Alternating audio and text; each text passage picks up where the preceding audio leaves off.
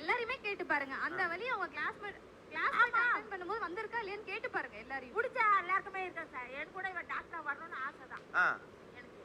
ஒவ்வொரு இதுலயும் போய் பார்க்கும்போது நம்ம பொண்ணு இது மாதிரி வரலையே, அந்த நேரத்தில் இன்ஜினியர் பிஇல சேர்த்து விட்டுமே, அந்த பணம் வந்து அவங்க குத்துட்டா பரவாயில்ல, கொடுக்க மாட்டாங்கன்றது சொல்லிட்டு தான் நாங்கள் இதை வந்து நாங்கள் முயற்சி எடுக்கல.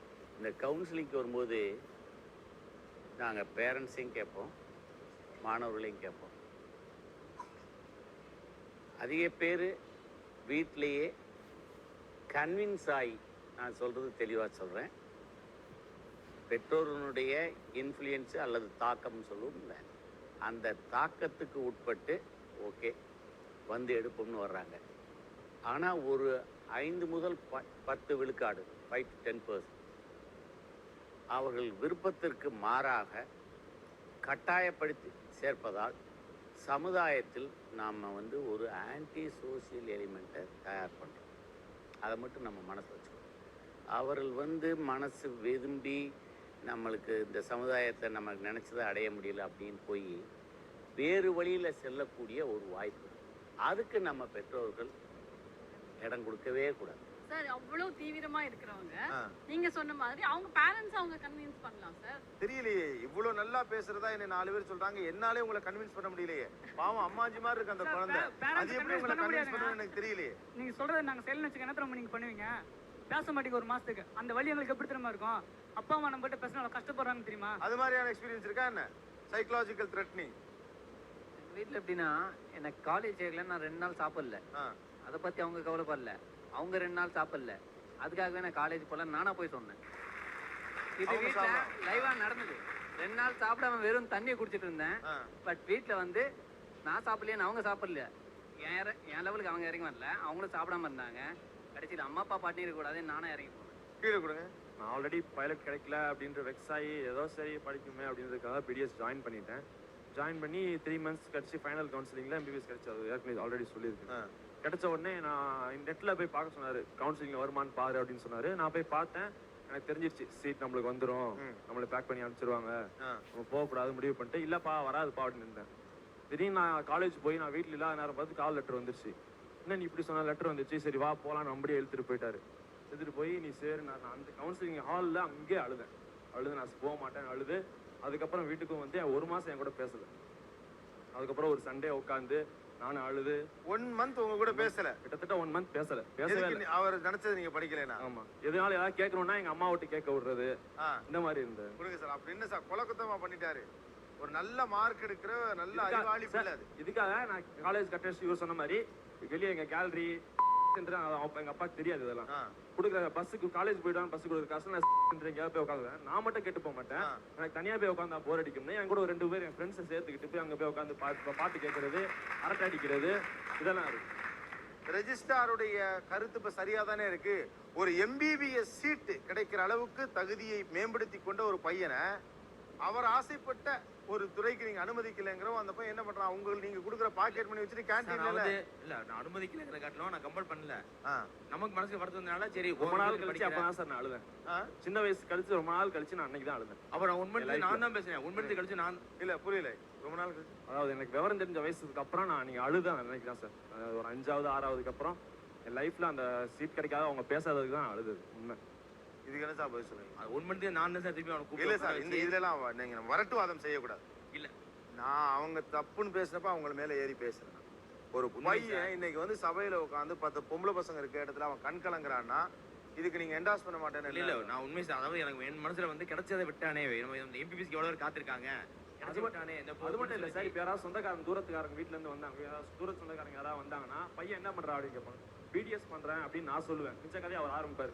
ஆமா எம்பிபிஎஸ் கிடைச்சு அங்க போய் கவுன்சிலிங் ஹாலில் உட்காந்து அழுதுகிட்டு நான் போகவே மாட்டேன், இதுக்கு தான் போவேன் அடம் முடிச்சான், சரி அதான் படிக்கிறேன், என்ன நம்ம அவன் தலையில அதான் எழுதியிருக்கு அப்படின்னு. அதான் அவன் விருப்பம். அதாவது அவங்க வந்து என்னுடைய விருப்பம் திரிக்கல சார், விருப்பத்தை சொன்னோம். இல்ல இது வந்து ஒரு கனவை காயப்படுத்துற விஷயம் இல்லையா? ஒரு பையன் அவன் ஆசைப்படுறத படிக்க கூடாதா? உண்மை சார், அவர் சொல்ற மனப்பூர்வம் உண்மைதான் சார். அது மனப்பூர்வம் தெரிஞ்சுதான் சரிங்க. இல்ல தெரிஞ்சு செய்யணும் சார். உண்மை. அதாவது நான் கம்பல் பண்ணி திரிக்கவே இல்லை, சொன்னேன். அவன் சொன்னாலும் சரி, அவன் விஷயத்துக்கு விட்டுட்டேன். நம்ம மனசுக்கு வருத்ததுனால நான் 1 மாசம் பேசாம இருந்தேன். அப்ப நானே திரும்ப கூட்டம் கன்வீட் பண்ணேன். சரி பரவாயில்ல, நீ நினைச்சதுக்கு வந்துட்டு இன்னும் இதுல சைன் பண்ணு, நீ நல்லா ஸ்கோப் பண்ணி நல்லா வா. பெற்றோருக்கும் பிள்ளைகளுக்கும் இடையிலான இந்த படிப்பு சம்பந்தப்பட்ட கருத்து மோதலில் தொடர்ந்து இணைவோம். ஒரு சிறிய இடைவேளைக்கு பிறகு லைன் டேட் சிராப் Neeya Naana. Welcome back to line டேட் சிராப் நீயா நானா. உயர்கல்வியை யார் தீர்மானிக்க வேண்டும், பெற்றோர்களா மாணவர்களா? தொடர்ந்து பேசலாம். தமிழ் விடுங்க சார். ஆக்சுவலாக நான் வந்து உக்காந்துருந்தேன். நான் இங்கே வந்து பேசவே இல்லை. அதுக்கு மெயின் ரீசன் என்ன அப்படின்னா எங்கள் அப்பா மேலே எனக்கு இருக்கிற பயம்தான். பயம் உண்மையிலேயே சார். ஆக்சுவலாக வந்து அவர் வந்து பார்க்குற ஒரு பார்வை, அவர் என்னதான் என்னை பார்க்குறாரு, அவர் பார்க்குற பார்வையை வந்து எனக்கு மீனிங்கே இதுவரையும் தெரியாது. அவர் பார்க்குற பார்வையிலேயே நான் சொல்ல போனால் அப்படிதான். அவ்வளோதான் கண்டிஷன். ஆமாம் சார். ஆக்சுவலாக நான் சொல்ல இப்போ இது நான் அதை பற்றி நான் வெளிப்படையாகவும் அவர்கிட்ட நான் பேச எவ்வளோ ட்ரை பண்ணியிருக்கேன். ஆனால் இதுதான் எனக்கு கொடுத்த ஒரு நல்ல சான்ஸ். அதாவது +2 முடிச்சிட்டு மேலே ஒரு பையனுக்கு அவனுடைய உயர்கல்வியை தேர்ந்தெடுக்கிறதுக்கு எவ்வளோ நாள் அவகாசம் தரலாம் நீங்களே சொல்லுங்க சார். ஒரு ரீசனபிளா அது எவ்வளவு டைம் இருக்கும் அடுத்த இதுக்கு அந்த போய் அப்ளிகேஷன்? அது வரைக்கும் கூட தரலாம். அப்ளிகேஷன் எல்லாத்துக்கும் போடலாம், வெயிட் பண்ணலாம். 15 days ஆவது தரலாம். 15 days தரலாம். எனக்கு 3 months சார். 3 months எனக்கு அவர் தர கிடையாது. நாங்கெல்லாம் சேர்ந்து டிஸ்கஸ் பண்ணி 3 months அனலைஸ் பண்ணி எல்லாத்துக்கும் அப்ளிகேஷன் போட்டு பட் எதுலயுமே கிடைக்காத கடைசியில போய் டிப்ளமோ சேர்த்துனாங்க. சார் நாங்க நைட் எல்லாம் புக் வச்சு பார்ப்போம் சார், எந்த காலேஜ்ல இடம் கிடைக்கும் அப்படின்னு சொல்லிட்டு. சார் துணிஞ்சு ஏதாவது ஒண்ணுத்துல இறங்கினா அதுலயே வந்து கண்டிப்பா ஷைன் ஆகலாம். துணிஞ்சு இறக்க மாட்டாங்க. இது வேணும் அது வேணும், ஒரு நாளைக்கு இது, இன்னைக்கு வந்து பிடி ஏதாவது ஒன்று சேர்த்து விடலாம், பிஎஸ்சி விஷுவல் கம்யூனிகேஷன் சேர்த்து விடலாம், நாளைக்கு ஃபேஷன் டெக்னாலஜி சேர்த்து விடலாம், நாளைக்கு டிப்ளமோ சேர்த்து விடலாம், இல்ல வேற எதனா பிஎஸ்சி சேர்த்து விடலாம். இந்த மாதிரி டெய்லி ஒவ்வொரு அனலைஸ். சத்தியமா சொல்றேன், நான் ரொம்ப குழம்பி போனேன். ஏதாவது ஒன்று சேர்த்து விடுங்க ப்ளீஸ் அப்படின்னு நான் கெஞ்சிருக்கேன். எங்க அம்மாவுக்கு தெரியும். நாங்க 2 பேரும் டீச்சிங் லைன்ல இருக்கிறதுல டீச்சிங் லைன் சேர்த்தணும்னு சொல்லி ஒரு ஆசை சார். என்னதுக்கு? நாங்க செகண்ட் கிரேட் டீச்சருங்க சார். எதுல சேர்த்துணும்னு ஆசை? டீச்சிங் லைன்ல. சரி சரின்னு இப்போ இந்த ஐடி ஃபீல்ட் டவுன் இருந்தாலும் இனிமேலாவது ஒரு எம்இ படிச்சுட்டா ஒரு டீச்சிங் லைன்ல போயிட்டா கொஞ்சம் இது நார்மலா கொஞ்சம். நீங்க முழுக்க பையனுடைய சம்பாத்தியம் பத்தி மட்டும் யோசிக்கிறீங்க அப்படிங்க சார். பாக்கட்ட மைக் உங்கள்ட்ட பேசுனுங்க சார். இப்பயாவது பேசுறீங்க. பசங்களுக்கு வந்து ஃப்யூச்சர் வந்து அவ்வளோவா தெரியாது சார். நம்ம வந்து வெளியில் போகிறோம், அதை பற்றி நல்லா தெரிஞ்சுக்கிறோம் சார். என்ன படித்தா என்ன ஃப்யூச்சர் இருக்குதுன்னு தெரியும். சும்மா இவங்க சொல்கிறாங்க ஐடி ஃபீல்டு இருக்குது, இந்த ஃபீல்டு இருக்குது. உங்கள் வயசு என்ன தம்பி? உங்கள் வயசு என்ன? வயசு 23 சார். நான் 18 வயசுலேயே இந்த தேசத்தினுடைய தலைவன் யாருங்கிறத தேர்ந்தெடுக்கிற அதிகாரத்தை நாடே கொடுக்கும். ஓட்டு போடலாம். அவனுக்கு தெரியாதா சார்? 21 வயசுல இருக்கு சார். இருந்தாலும் அவங்க வந்து ஒரு குழப்பமான சூழ்நிலை தான் சார். இதைத்தான் முதலேருந்தே சொல்றீங்க. இன்னைக்கு ராத்திரி ஒண்ணு, நாளை காலையில ஒண்ணு, கவுண்டர்ல பணம் கட்டுற வரைக்கும் ஒண்ணு, அப்புறம் வேற ஒண்ணு. குழப்பவாதிகள் நீங்களா பிள்ளைகளா? அவன் என்ன படிக்கணும் அவன் தெளிவா இருக்கான். she wanted to do what? journalism. இவங்க படிக்கணும்னு ஆசைப்பட்டு, நீங்க என்ன படிக்கணும்னு ஆசைப்பட்டீங்க? Mechanical engineering.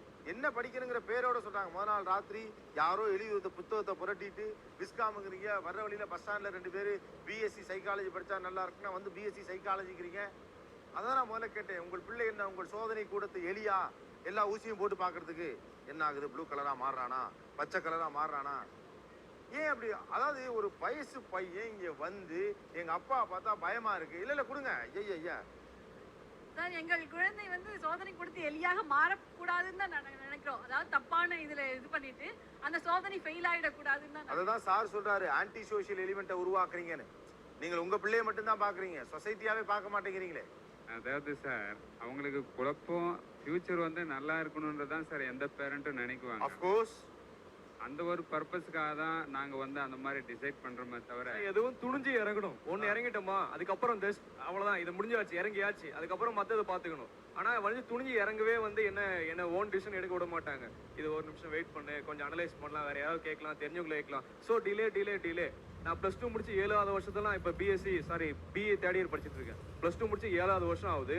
நான் இப்போ பிஇ தேர்ட் இயர் நான் இப்போ படிச்சுட்டு இருக்கேன். +2 முடிச்சு 7 வருஷம் ஆகுது. Yes sir.